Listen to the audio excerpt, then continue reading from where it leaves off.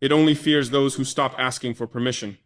They do not lose sleep over those who attend their summits, who speak politely in their halls, who sign their agreements and praise their systems. No, they fear the ones who break the script, the ones who understand that sovereignty cannot be negotiated, only seized. You have chosen to play safe, to remain polite, to move cautiously through the game of diplomacy. But caution, my brother, has a cost, and the cost is the future of our people. Diplomacy may bring you applause, but it will never bring your people liberation. It may win you invitations to Paris and Washington, but it will not win Jamaica the respect it deserves.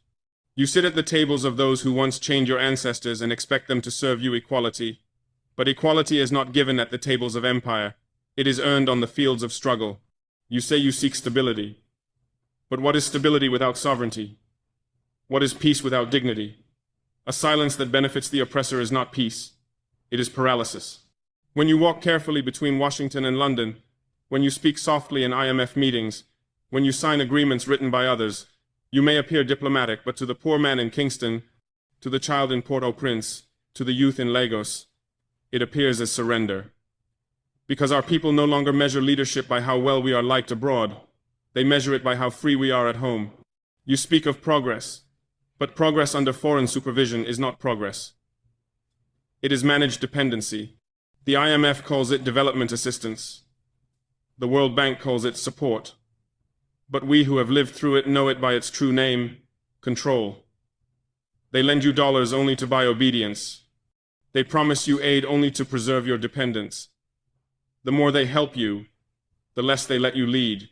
That is how the empire now rules, not with guns, but with grants. Not with chains, but with contracts. Jamaica's strength was never in its diplomacy. It was in its defiance. The Maroons did not negotiate freedom. They fought for it.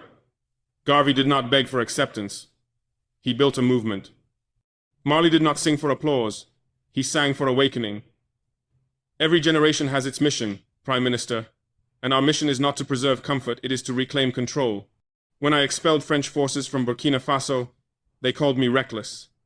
When I rejected the CFA